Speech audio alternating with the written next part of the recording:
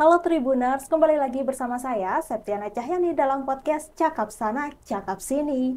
Dan pada episode kali ini kita akan membahas tema tentang kesehatan yaitu Pap smear, pemeriksaan laboratorium untuk screening kanker serviks. Dan tujuan dari Pap smear ini sendiri ya Tribuners, biar Tribuners tahu di rumah, untuk mencegah dan mendeteksi kanker serviks sedini mungkin. Untuk mengetahui lebih lanjut tentang Pap smear ini apa sih atau kanker serviks ini apa sih, kita sudah hadir di studio Tribun Jatim ini yaitu narasumber Dr. Aris Rosida, SPPA M Biomed, dokter spesialis patologi anatomi RSI Unisma Malang. Selamat pagi Ibu Dokter Aris Rosida. Selamat pagi, Mbak Eka. Iya, baik. Terima kasih ya Bu Dokter telah menyempatkan hadirnya di studio Tribun Jatim ini. Mungkin boleh disapa dulu Ibu Tribuners yang ada di rumah. Halo, Assalamualaikum Tribuners, baik yang ada di wilayah Jatim maupun di pemirsa seluruh Indonesia tentunya ya. Ya, baik. Sehat ya Bu Dokter? Alhamdulillah, luar biasa. Iya. Jadi Bu Dokter, sebelum saya melanjutkan ke pertanyaan pertama ya Bu ya, untuk membahas Pap smear lebih dalam lagi, lebih jauh lagi, saya ingin membacakan profil dari Bu Dokter Aris Rosida sendiri ya Bu ya. Jadi Tribuners, Dokter Aris Rosida ini merupakan seorang dokter spesialis patologi anatomi Malang. Beliau saat ini praktek di RSI Unisma Malang di laboratorium patologi anatomi, yaitu laboratorium penunjang yang membantu mendeteksi penyakit dengan pemeriksaan sel dan jaringan tubuh dari pasien sendiri. Dan untuk latar belakang pendidikannya Tribuners, Dr. Aris ini menamatkan pendidikan spesialis patologi anatomi di Fakultas Kedokteran Universitas Brawijaya Malang. Selain itu, beliau ini juga terhimpun dalam organisasi Perhimpunan Dokter Spesialis Patologi Indonesia atau IAPI. Wow, ini membaca profil dari Bu Dokter ini hebat sekali ya Bu. Ya, berarti langsung aja ya Bu Dokter ke pertanyaan pertama. Boleh. Jadi sebelum kita membahas lebih lanjut tentang Pap smear, saya ingin lebih mengetahui kanker serviks itu apa sih Bu Dokter? Ya. Jadi kanker serviks ini merupakan suatu penyakit keganasan.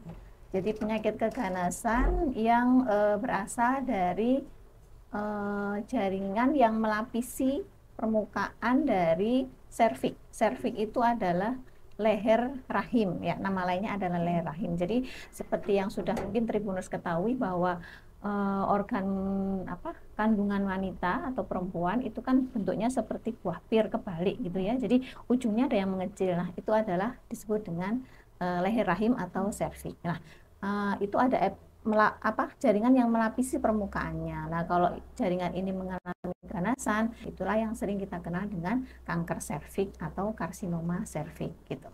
Gitu ya Bu ya. Kalau gejala awalnya kanker serviks itu seperti apa Bu? Ya, jadi pada dasarnya kanker serviks itu perjalanannya panjang. Jadi tidak seperti flu yang hari ini kena, besok langsung timbul gejala gitu, enggak. Jadi kanker serviks itu perjalanannya bertahun-tahun sampai berpuluh-puluh tahun. Jadi gejalanya biasanya tergantung pasien datang ke rumah sakit itu, kadang yang sudah lanjut ya bisa mengalami perdarahan. Biasanya perdarahannya itu terjadi setelah senggama, jadi setelah hubungan suami istri, terus kemudian terjadi trauma kan waktu berhubungan, nah itu akan keluar darah. Jadi setiap berhubungan keluar darah, setiap berhubungan keluar darah, itu bisa jadi salah satu tanda keganasan pada leher rahim. Yang kedua, perdarahan spontan. Jadi kalau sudah istilahnya parah ya, jadi kan gampang berdarah. Jadi meskipun tidak terkena trauma atau berhubungan suami istri, itu bisa mengalami perdarahan juga gitu. Itu kalau yang lebih parah. Itu biasanya kalau tanda-tanda awal biasanya justru nggak terlalu diperhatikan sama pasien. Biasanya adalah keputihan yang lama yang tidak sembuh-sembuh seperti itu. Berarti keputihan bisa menjadi gejala awal Salah satu kanker tanda, serviks. iya, yang nggak sembuh-sembuh gitu. Yang nggak sembuh-sembuh ya Bu Dokter ya. Gitu. Dan ini kan kanker serviks ini menular ya Bu Dokter? Apakah menular? Ya, pada prinsipnya kanker serviks itu penyebabnya banyak faktor. Banyak faktor. Jadi, tetapi yang saat ini paling dikaitkan dengan terjadinya kanker serviks itu adalah infeksi virus human papilloma virus atau HPV ya. HPV tipenya sangat banyak sekali, tetapi yang dikaitkan dengan kanker serviks itu biasanya tipe 16 sama 18. Tipe 16 sama 18. Iya. Nah, kanker serviks ini kalau karena tadi dikaitkan dengan infeksi virus, virus itu kan menular. Iya. Jadi pada waktu infeksi virus itu memang sifatnya menular. Tetapi kalau misalnya sudah terjadi kanker serviks, misalnya ya sudah terjadi kanker gitu ya, karena tadi saya sebutkan antara infeksi virus dengan terjadinya kanker itu prosesnya bertahun-tahun. Jadi kalau sudah terjadi kanker serviks yang sudah ada perdarahan kayak itu untuk menular ke orang lain itu tidak terlalu tidak bisa dikatakan tidak menular. Justru yang menular itu adalah virusnya ini tadi. Iya.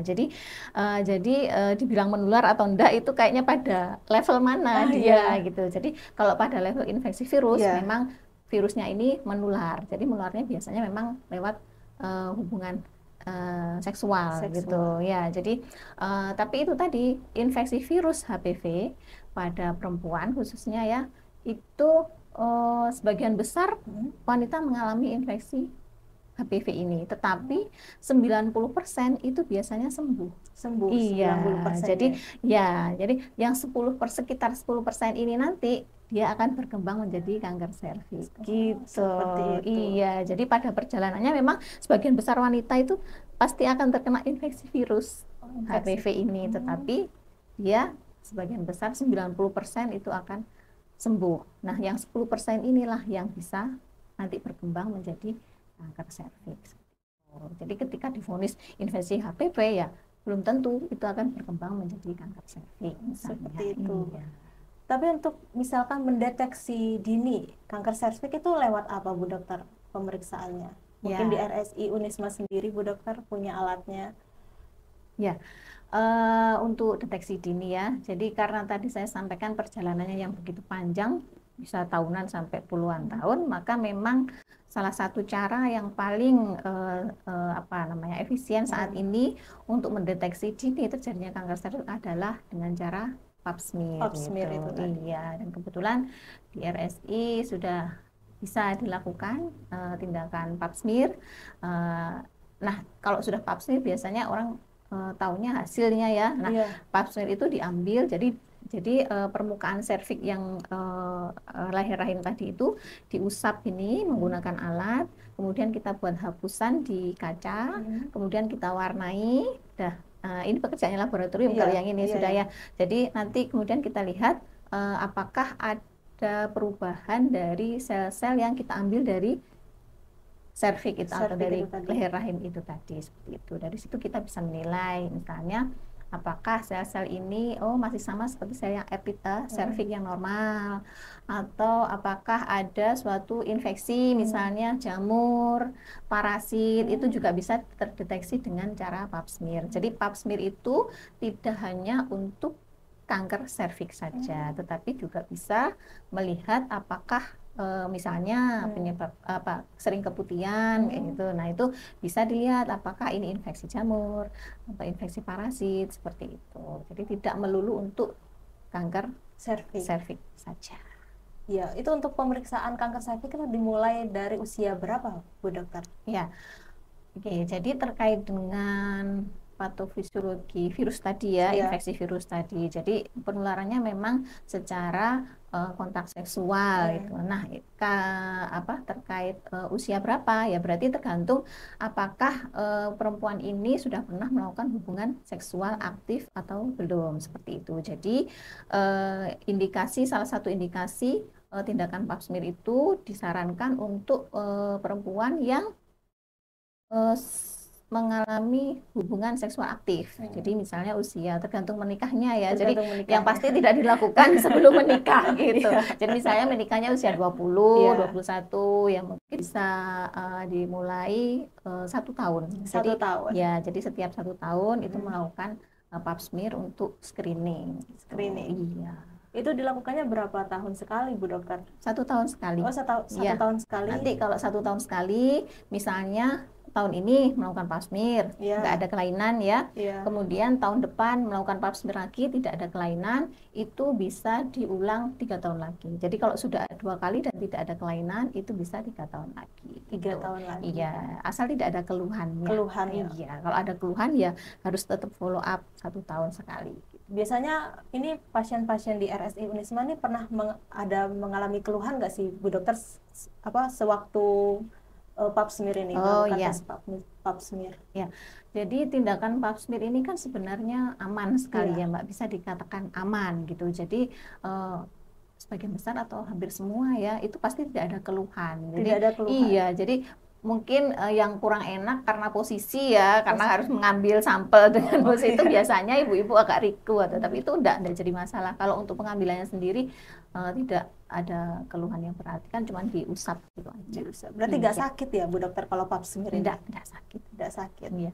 Ya, ini katanya kalau misalkan sudah usia 30 tahun, ini apa benar pemeriksaan pap smear ini harus dikolaborasikan dengan deteksi virus HPV sendiri? Oh ya.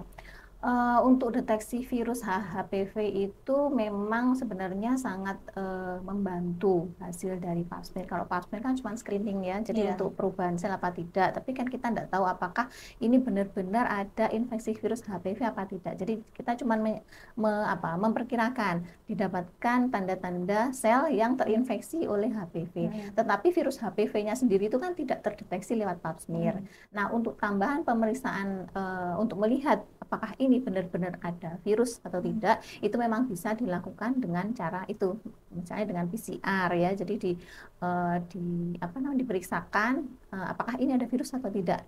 Tetapi itu masih sangat belum terjangkau kalau belum terjangkau. Iya, karena harganya yang mahal. Harganya. Untuk harganya berapa, Bu Dokter? Wah, ini kan kalau pap smear sendiri mungkin enggak terlalu ya, enggak mahal, saya kira cukup terjangkau antara 100.000, 120.000. Tapi kalau yang untuk virus ini memang jutaan untuk. Jutaan. Iya.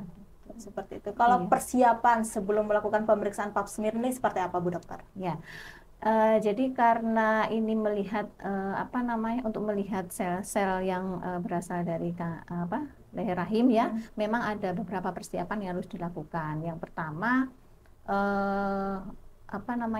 tidak boleh melakukan hubungan suami istri 24 jam terakhir. 24 jam terakhir. Karena kita kan mengambil sampel dari itu. Kalau melakukan hubungan suami istri kan dalam waktu 24 jam mungkin masih ada sisa-sisa sisa-sisa produk ejakulasi dari suami ya. Jadi itu nanti bisa mengaburkan hasil yang waktu kita ambil itu. Jadi dilarang berhubungan suami istri selama minimal 24 jam.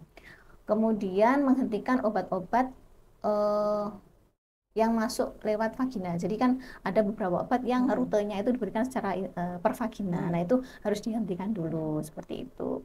Terus kemudian tidak waktu kondisi menstruasi ya tentunya udah boleh. Karena nanti yang terambil pasti akan darahnya. Iya, betul. Iya itu. Terus kemudian kalau misalnya habis melahirkan atau habis tindakan baik itu persalinan normal maupun persalinan seksio, itu sebaiknya dilakukan setelah jeda 6 minggu dari itu kalau tindakan pap smear-nya seperti itu. Terus kemudian yang terakhir ini dilarang membersihkan dengan sabun sebelumnya ya. Jadi penggunaan sabun kewanitaan itu sebaiknya dihindari sebelum melakukan tindakan pap smear karena nanti akan mengaburkan hasil pemeriksaannya seperti itu. Iya. Kalau untuk ibu hamil sendiri boleh nggak sih, Bu Dokter, melakukan pap smear ini?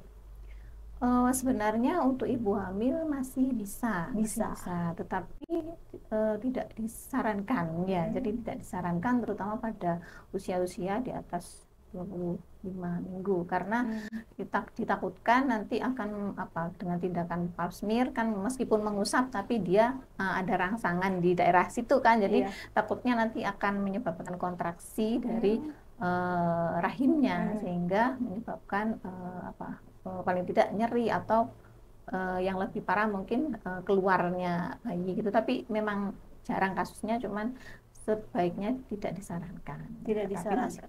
Iya. Terus manfaat dari pap smear sendiri itu apa? Kelebihan, keunggulan dari pap smear itu sendiri Bu Dokter?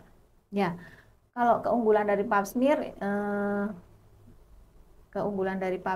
dia bisa dilakukan di beberapa fasilitas kesehatan. Jadi tidak harus dilakukan di rumah sakit yang besar misalnya. Jadi bisa di puskesmas, bisa di dokter umum, praktek umum itu juga bisa. Kemudian di dokter opcin itu juga bisa. Di klinik-klinik kesehatan itu juga bisa, asal dilakukan oleh tenaga kesehatan yang sudah terlatih. Gitu. Jadi misalnya bidan, dokter umum, kemudian dokter spesialis opcin, dokter spesialis patologi anatomi itu bisa melakukan semua. Ya. Terus itu yang pertama. Yang kedua, harganya relatif murah ya. Ya, situ ya tindakannya tidak invasif, tidak menyakitkan, dan pemeriksaannya juga murah itu. Jadi itu kelebihan dari pap smear. Berapa pentingkah sih Bu Dokter pap smear ini untuk wanita, pemeriksaan pap smear untuk wanita sendiri? Ya, saya kira untuk saat ini pap smear merupakan tindakan awal yang sangat penting ya. Jadi untuk yaitu tadi screening awal, karena memang proses perjalanan dari kanker serviks itu kan panjang ya. Dan kemudian diketahui bahwa kanker serviks ini merupakan suatu kanker terbanyak. Nomor 1 yang mengenai perempuan dan merupakan penyebab kematian tertinggi keganasan pada perempuan. Jadi tindakan pap smear itu saya kira sangat penting untuk mendeteksi kira-kira awalnya, karena semakin diketahui lebih awal itu penanganannya akan semakin lebih komprehensif. Seperti itu ya Bu Dokter. Kalau efek samping sendiri dari pap smear ini apa Bu Dokter? Efek samping bisa dikatakan nggak ada ya. Nggak ada ya Bu Dokter? Nggak ada. Biasanya ibu-ibu pulang ya sudah biasa aja. Biasa aja ya Bu Dokter ya. Nggak ada ngeluh pusing atau apa gitu? Nggak. Itu patangan makanan gitu Bu Dokter? Nggak ada sama sekali. Ya Bu Dokter? Iya. Oke, baik. Dan ini Tribuners tadi sudah berbincang tentang pap smear. Ini ada paket ya Bu Dokter ya. Pemeriksaan medical check up wanita di RSI Unisma Malang. Ini ada 2 paket untuk paket medical check up wanita. Yang pertama paket wanita, paket pemeriksaan wanita ini biayanya sebesar 378.000 ya Bu Dokter. Ya. Promo bulan ini, bulan Agustus, cukup membayar 308. Iya. HUT proklamasi ya Bu Dokter, spesial. 378.000, Tribuners bisa mendapatkan pemeriksaan fisik dokter opcin, darah lengkap, urin lengkap, pap smear, gula darah sesaat, dan hasil pemeriksaan itu sendiri. Dan juga ada paket pranikah. Paket pemeriksaan pranikah ini biayanya sebesar 426.000. Ini sudah termasuk potongan promo bulan ini Tribuners. Jadi pemeriksaannya ini meliputi pemeriksaan fisik dokter umum, darah lengkap, urin lengkap, gula darah sesaat, HbSAg, PDRL, penyakit menular seksual, TPHA, penyakit menular seksual, lalu ada pemeriksaan rapid test HIV, golongan darah, dan resus, dan hasil pemeriksaan itu sendiri Tribuners. Wow. Jadi bagi Tribuners, khususnya wanita yang pengen medical check up, ini langsung aja datang ke RSI Unisma Malang ya Bu Dokter ya. Iya, betul. Ya, baik. Bu Dokter, terima kasih ya Bu Dokter sudah menyempatkan hadir untuk memberikan ilmu yang bermanfaat ini, informasi yang bermanfaat ini kepada Tribuners yang ada di rumah. Mohon maaf apabila saya ada salah kata dan perbuatan ya Bu Dokter. Sama-sama, semoga bermanfaat. Ya baik, terima kasih ya Bu Dokter. Sama-sama. Baik Tribuners, sampai di sini dulu perjumpaan saya kali ini, pembahasan mengenai pap smear. Dan ketemu lagi dalam podcast Cakap Sana Cakap Sini episode berikutnya. Saya Septiana Cahyani Eka Saputri dan Dr. Aris Rosida, spesialis patologi anatomi embriom ya. Pamit undur diri dan sampai jumpa kembali lagi dalam podcast Cakap Sana Cakap Sini episode berikutnya. Assalamualaikum warahmatullahi wabarakatuh.